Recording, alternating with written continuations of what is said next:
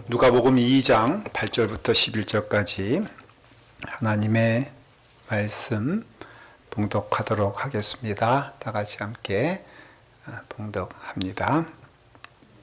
그 지역에 목자들이 밤에 밖에서 자기 양떼를 지키더니 주의 사자가 곁에 섰고 주의 영광이 그들을 두루 비추매 크게 무서워하는지라.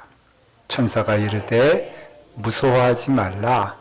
보라, 내가 온 백성에게 미칠 큰 기쁨의 좋은 소식을 너희에게 전하노라. 오늘 다윗의 동네에 너희를 위하여 구주가 나셨으니 곧 그리스도 주시니라. 아멘. 하나님의 말씀입니다. 기도하겠습니다. 아버지 하나님, 주님의 크신 은혜 안에서 우리로 주님 오심을 기뻐하며 즐거워하며 감사함으로 나갑니다. 주께서 말씀하실 때에 듣게 하여 주시옵소서. 예수님의 이름으로 기도드리옵나이다. 아멘.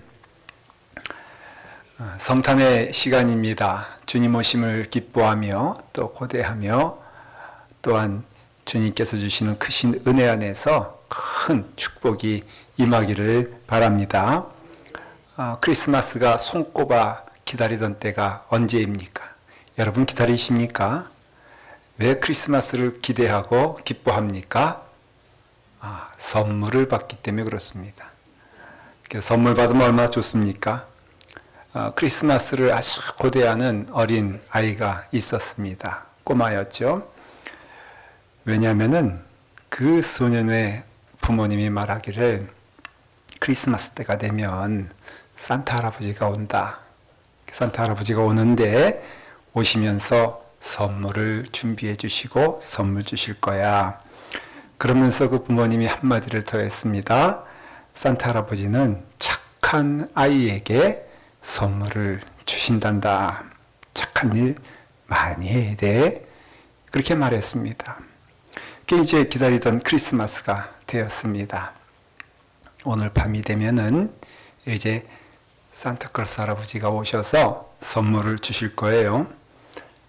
방에 들어가 이제 잠을 자는데 잠이 오질 않는 거예요.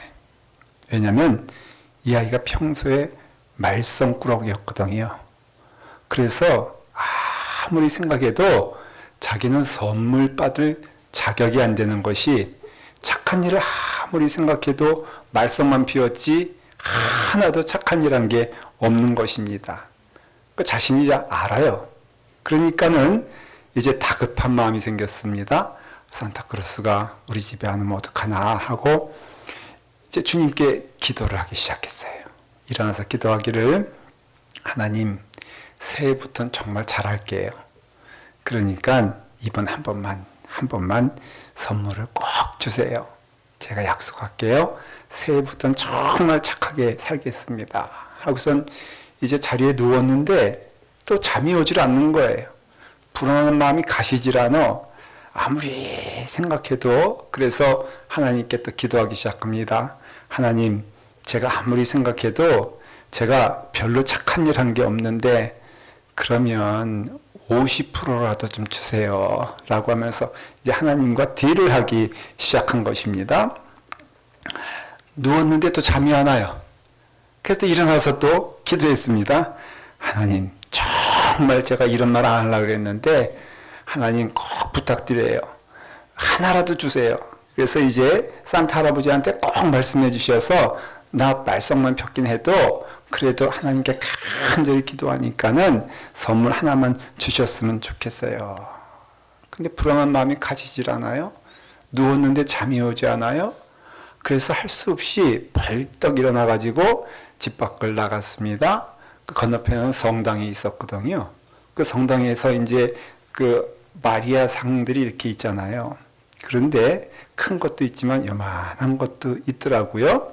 그 아이가 그 가운데 가장 이제 들고 오기 쉬운 그것 이제 들고 집으로 왔습니다. 그리고선 이제 실로 꽁꽁 묶었어요. 하나님께 말합니다. 주님, 주님의 어머니가 여기 있습니다. 주님의 어머니를 제가 잡고 있으니까 알아서 하세요 해서 선물을 받았을까요? 못 받았을까요? 물론 진짜 얘기일까 했을 때 뭐 그럴 수도 있겠죠. 근데 이 아이가 간절히 소망한 것, 주님의 어머니를 내가 잡고 있으니까 선물해 주세요 라고 하는 것처럼 여러분 선물 많이 받으시길 바랍니다. 선물을 받아야 되는데 대체 선물이 무엇이냐라고 한다면은 성경은 분명하게 이렇게 말하고 있어요. 바로 예수 그리스도가 너희에게는 선물이다. 그렇게 말씀하고 있습니다.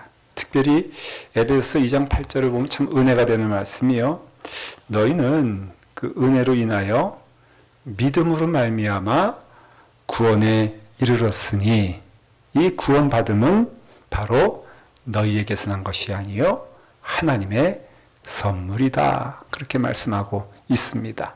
그러니까 하나님의 선물이 무엇이냐라고 한다면은 우리의 구원이에요. 죽을 수밖에 없는 우리가 하나님의 은혜로 구원받음의 시작이 이 성탄절이 되는 것이에요. 여러분들은 죽을 수밖에 없는 영혼인데, 죽을 길을 걸어갈 영혼인데, 여러분들의 심령 안에 소망 생기는 것도 그냥 생기는 것이 아니란 말이에요. 천국을 우리는 소망하여 이 땅에 사는 동안 우리는 나날이 갈수록 피폐해지고 죽음에 이르게 된다는 것이 우리의 법칙이에요. 우리는 그래서 시간이 지나면 지날수록 두려워질 수밖에 없고 근심할 수밖에 없는 우리의 인생인데, 하나님이 우리를 긍휼히 여겨주셔서 우리를 구원해 주셨으니 이 구원은 너희에게서 난 것이 아니요 누구에게서? 하나님께로부터 오신 선물이다. 이것을 너희가 믿느냐라고 말하는 것이에요. 우리에게 있어 가장 필요한 것은 사실 선행도 아니에요. 이 아이가 그렇게 간절히 원했던 선물 얻기 위한 노력도 아니에요. 여러분, 우리에게 있어서 이 구원의 은혜가 선물이 되는데 우리는 무엇이 필요하냐면은 믿음이 필요한 것이에요. 하나님을 믿을 때 그 하나님은 우리에게 있어서 가장 좋은 것을 주시는 분인 줄 믿으셔야 돼요. 하나님을 아버지라고 하실 때에 그 아버지의 뜻이 무엇입니까? 여러분, 육신의 아버지도 여러분들에게 가장 무엇을 주길 원하십니까? 좋은 것을 주시길 원하시잖아요. 그러니 가장 좋은 것을 주시는 육신의 아버지도 그럴지인데, 하늘에 계신 우리 하나님 아버지께서 우리를 사랑하시고 사랑하시되 끝까지 사랑해 주셔서 우리에게 무엇을 주셨다고요? 독생자 예수 그리스도를 주셨으니 이는 저를 믿는 자마다 멸망치 아니하고 영생에 이르게 하신다라고 하신 것을 보게 되었을 때에 예수 그리스도는 우리에게 성탄의 선물이 된다는 것이에요. 우리 주 예수 그리스도를 선물로 여러분 받으시기를 간절히 축원을 드립니다. 이것을 가리켜서 기쁜 소식이다 말하고 있어요. 오늘 10절 말씀을 보면요, 이렇게 되어 있습니다. 천사가 이르되 무서워하지 말라. 보라, 내가 온 백성에게 미칠 뭐라고요? 큰 기쁨의 좋은 소식을 너희에게 전하노라 그랬죠. 좋은 소식을 한마디로 말하면 복음이라 그렇게 말했잖아요. 그래서 우리가 복음이라 말할 때 그것은 영어로 good news예요. 거기서 온 거예요. 그러니까 좋은 소식이 복음인데 good news는 무엇이냐? 오직 하나입니다. 바로 예수 그리스도가 복음이 된다는 것이에요. 그래서 예수 그리스도가 복음이 되면은 그러면은 이 복음을 받는 자마다 기쁨이 넘치게 된다는 것이죠. 한국에 돌아가셨지만 한경진 목사님이라고 여러분 아시죠? 한경진 목사님이 서울에서 이제 부산으로 집회를 가게 되었는데, 이제 기차를 탔는데 한경진 목사님에게서 좋은 것은 늘 타고 갈 때면 옆 사람이 누구이든 간에 꼭 복음을 전한다는 것이에요. 그래서 예수 믿으십니까? 예수 믿으세요. 참 예수 믿으면 좋습니다 하면서 이제 전도를 하는데 옆에 이제 한 중년의 남자가 앉았습니다. 그래서 정말 열심히 좋은 소식은 뭐라고요? 예수님 전하는 것이에요. 좋은 소식은 예수님입니다. 여러분들도요, 예수님 전할 때 가장 좋은 것을 주시는 줄 믿으시길 바라요. 저한테도 어떤 분은 성탄이 되었다고 선물을 가져오시더라고요. 근데요, 목사 입장에서는요, 여러분 그것도 좋지만은 예수 잘 믿는 것이 선물이 되는 것입니다. 그래서 이제 옆에 사람을 놓고서 한경진 목사님이 막 열심히 예수 믿으면 너무너무 좋아요. 예수 믿으면 좋습니다. 그러면은 이제 그 사람이 너무 싱글벙글하면서 너무 쉽게 넘어오는 거예요. 그럼 좀 이상하잖아요? 좀 이렇게, 귀찮아하기도 하고 그래야 되는데, 이분은, 그래서 한경진 목사님이 너무 신이 나가지고, 서울서 대구 갈 때까지 한 3시간 동안 열심히 예수 믿다는데, 한마디도 거부감 없이 열심히, 알겠습니다. 저도 그렇게 생각합니다. 동의합니다. 하면서 너무너무 친절하게 대답을 합니다. 그래서 한 대구쯤 갔을 때, 이분 교회 나가도 되겠다. 그래가지고 한경진 목사님이 그랬다 그랬어요. 가까운데 이제 교회 꼭 나가시기를 바랍니다. 그랬더니 이분이 말하기를, 저는요 이미 교회 나가고 있어요. 그래. 빨리 얘기하지. 그러세요? 그러면 교회 열심히 나가세요 했더니 이분이 싱긋이 웃더니, 저요 영락교회 나가고 있어요. 한경진 목사님이 영락교회 담임 목사님이거든. 그러니까 자기 교회 놓고선 열심히 예수 믿어왔는데 그 열정에 그 교인이 대답할 찬스를 놓쳐가지고, 그래가지고는 그 대구 내내 오는 동안 예수 믿는다는 말 하지 못하고 그저 웃으면서 우리로 말하면 아멘 한 것이지. 한경진 집사님이 너무 미안해가지고, 우리 교인이면은 빨리 얘기하지. 목사님이 너무 열심히 얘기하셔가지고 제가 은혜 받았어요. 감동 받았어요. 예수님 선물로 주셨는데 진짜 고맙습니다. 그분이 감동을 받았어요. 여러분, 우리가 감동받을 때가 언제냐면요, 가장 좋은 선물 받을 때잖아요. 예수님이 선물이에요. 예수 그리스도가 선물이 되시는 것입니다. 그래서 하나님께서는요, 사람이 되셔서 이 땅에 오셨단 말이죠. 이것을 우리가 기뻐해야 돼요. 왜냐하면 예수님께서 이 땅에 오실 때에 어디까지 오셨습니까? 베들레헴 말구유까지 오셨어요. 이 말구유란 뜻은 뭐냐면요, 가장 낮은 자리란 것이에요. 가장 낮은 자에게 임했다는 것이에요. 가장 어두운 자리에 임했다는 것입니다. 거기에 예수님이 오셨다는 것입니다. 근데 육신 입고 오셨잖아요. 육신 입고 오셨다는 것은 만일에 그냥 천사로 오셨다면은 저 하늘 저 멀리에서 내가 왔다라고 하면은 우리에겐 감동이 되질 않아요. 너무 멀리 있으니까. 근데 예수님께서는 그 천상의 보좌를 버리시고 이 땅에 오시되 낮고 낮은 자리까지 오셨으니, 그 어두운 자리까지 오셨으니, 여러분 주님 영접할 때에 영접 못할 사람은 없다는 것이에요. 왜? 낮은 곳에 임하셨으니 여러분들이 중간에 있든지 아니면 낮은 자리에 있든지 상관없이 우리 주님은 이 땅에 오시게 된다는 것입니다. 그리고 오셨는데 왜 기뻐해야 되느냐? 우리가 죽을 영혼임을 인정을 해야 돼요. 여러분들은 어느 자리에 있느냐? 마치 이런 자리예요. 우리 비치가 있지 않습니까? 가보면은 여러분 비치계에 사람들이 많이 있잖아요. 우리 하와이는 얼마나 좋은 비치들이 많이 있는지 몰라. 그래서 알라모아나 비치 가면요, 그냥 사람들이 막 있는데 그 가운데 제일 불쌍한 사람 보니까 저 같아. 물이 무서워서 들어가질 못하는 거예요. 보기만 좋았지. 근데 제일 높은 자리에 있는 사람 보니까 라이프 가드가요, 딱 흔히 이렇게 보고 있더라고요. 그 사람들을 막 보는데 이 사람이 이렇게 눈치 보니까는 그냥 보는 게 아니야. 그냥 보는 게 아니라 살펴보는데 갑자기 이 사람이 그 보드를 들고선 귀나게 나아갑니다. 오직 한 사람만 보이는 거예요. 누굴 향해 봅니까? 물에 빠진 사람 위에서 거잖아요.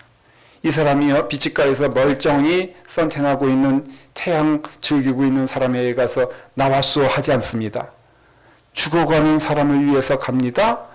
근데 보니까는 죽어가는 사람은 그 구하러 온 사람 붙잡으면 되는 거예요. 그런데 왔는데 말이에요. 자기 죽어가고 있는데, 아니 왜 오셨습니까? 아니 라이프가드가 와서 자기를 구하려고 하는데, 아니 왜 오셨습니까? 아니 당신 지금 죽어가고 있지 않소? 아니 내가 왜 죽어가냐고. 그와 똑같다는 것이. 그러니까 우리가 정말 기뻐해야 될 이유는 우리는 죄 가운데 있는 자예요. 여러분, 우리의 불행은 다 어디서 시작됩니까? 죄 때문에 시작된 거예요. 우리의 아픈 것도요, 죄 때문에 그런 것이에요. 우리가 싸우는 것도요, 죄 때문에 그런 거예요. 우리가 망하게 되는 것도요, 죄 때문에 그런 것이에요. 에덴 동산에서요, 다 무너지지 않습니까? 하나님과의 관계도 무너지죠. 삶의 터전도 무너지게 되죠. 그 모든 것이 달라지게 되는 이유는 오직 하나, 뭐 때문이다? 죄 때문이라는 것이에요. 죄는 또 무엇이냐? 하나님을 떠난 것이 죄가 된다는 것이에요. 하나님의 말씀에 순종하지 않는 것이 죄가 된다는 것이에요. 그러니까는 우리는 모든 것의 불행의 원인은 죄 때문이에요. 여러분, 죽으면 우리는 지옥 가게 되어 있습니다. 성경에서 말씀하고 있어요. 그대로 이루어집니다. 근데 여러분, 우리가 죽으면은 이제 죄 가운데 지옥에 떨어질 수밖에 없는 것도 무엇 때문이다? 죄 때문이다 라고 말하고 있어요. 그런데 우리 하나님께서는 우리로 구원자가 되셔서 오셨어요. 그래서 성경에 보면은 세이비어라고 하지 않습니까? 구원자라고 하지 않습니까? 무엇에 대한 구원입니까? 라고 한다면 나를 구원하기 위해서 예수님 오셨다는 것이에요. 여러분, 우리는 죄인이에요. 그래서 성경은 말하기를 만일 우리가 죄 없다라고 한다면은 우리는 스스로 속이는 자이니 우리는 진리가 우리 속에 없음이로다 라고 말하고 있어요. 여러분, 우리가 스스로 죄 없다고 우리 세상 사람들 하는 일이 내가 무슨 죄가 있냐 하잖아요.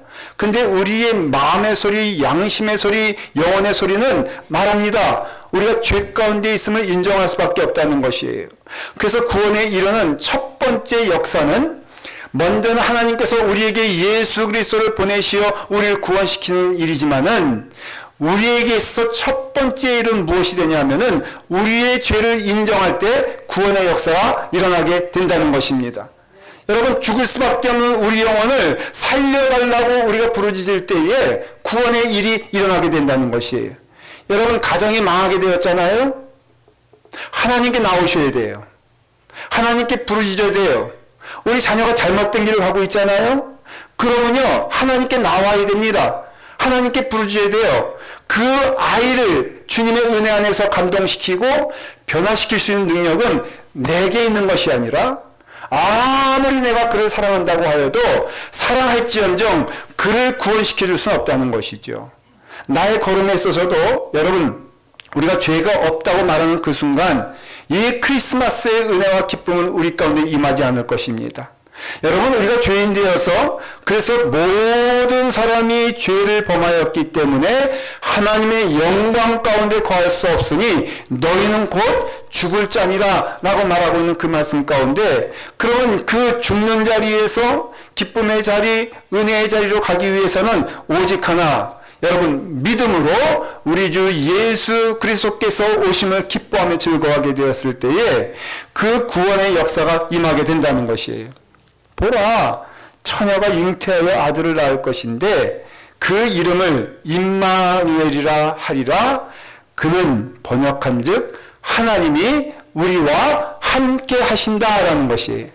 하나님이 우리와 함께 하신 것을 우리는 느끼지 못할 때가 있어요. 어느 때입니까? 죄가 우리를 가로막기 때문에 그래요.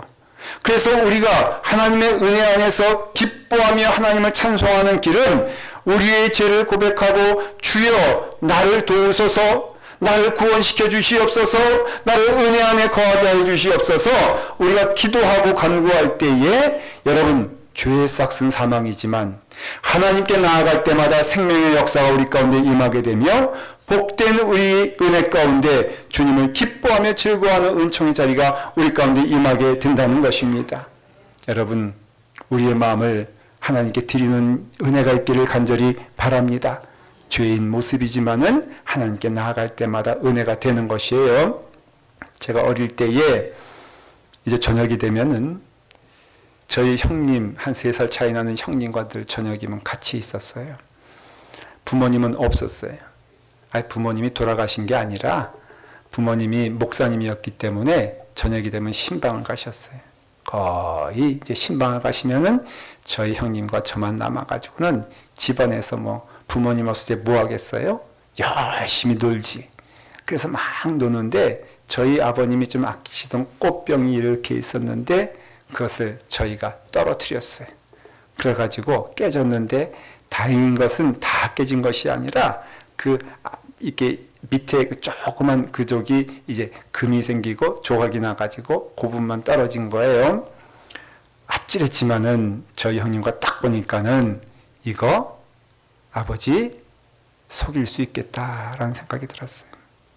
그래서 그 조각을 적당히 맞춰놓고 그 부분을 뒤로 이렇게 돌려놓으면은 아버지도 이것이 깨진지 모르고 있을 것이다 생각하고 형님도 딱 눈이 마주치니까는 여러분, 나쁜 일은요 정말로 같이 해야 되는 거예요. 혼자 하면 안 돼. 그래서 이제 그것을 서로 딱 맞아가지고 이제 딱 맞춰놓고선 부모님이 오시는데 부모님이 안 오셨으면 좋겠어. 영원히 안 오셨으면 좋겠어. 내가 고아이면 얼마나 좋을까? 그때 생각했습니다. 시간이 되니까 점점 내 심장이 뛰는 거예요. 여러분, 죄 짓고는 못 삽니다. 여러분, 심장이 쿵쾅쿵쾅 뛰는 이유는 다른 게 아니라 우리가 죄 가운데 있기 때문이에요. 그래서 부모님이 이제 오시는 시간이 되는데 너무 괴로운데 그때 잊지 못해. 부모님이 오셨는데요, 눈을 못 맞춰. 죄 졌으니까. 그리고 그냥 오셨어요 하면서 방으로 들어가서 숨어버렸습니다. 그 이제 영원히 안 오길 바라던 그 부모님이 오셨는데 이제 인사하고 끝났는데 문제는 그날로 끝난 거 아니에요. 그 다음 날이 됐는데도요, 그 지옥의 시간은 더 연장되는 거예요. 같이 밥을 먹어도 괴롭고 아버지가 앞에 보여도 싫고 그리고 숨고 싶고 하니까는 진이 빠지고요, 땀이 나고요, 먹어도 먹는 것 같지 않고요, 몸이 마르고요, 괴롭고요, 때로는 숨 쉬는 것도 괴로워서 몸부림쳤어요. 너무너무 힘든 거예요. 그러니까 그 시간마다 몸 마르고 침 마르고 형님과 함께요, 죄진 사람끼리 한숨 쉬면서 이거 어떡하냐라고 하면서 매일매일. 부모님은 또 이상한 거지. 얘들이 갑자기 풀이 죽어 있고 먹여도 몸은 마르고 하니까는. 그래서 제가 형님에게 말했습니다. 이래서는 안 되겠다. 그랬더니 저희 형님이 먼저 말하지 않고 내가 말하니까는 동의를 했어요. 제가 목사 될 사람이잖아요. 그래서 제가 이렇게 결단했습니다. 형님한테 죽으면 죽으리라 하고선 누가 갈래 서로 얘기하다가 제가 가기로 했어요. 그래서 제가 아버님께 그랬습니다. 아버님, 제가 고백할 것이 있습니다. 저희 형님이 꽃병을 깼어요.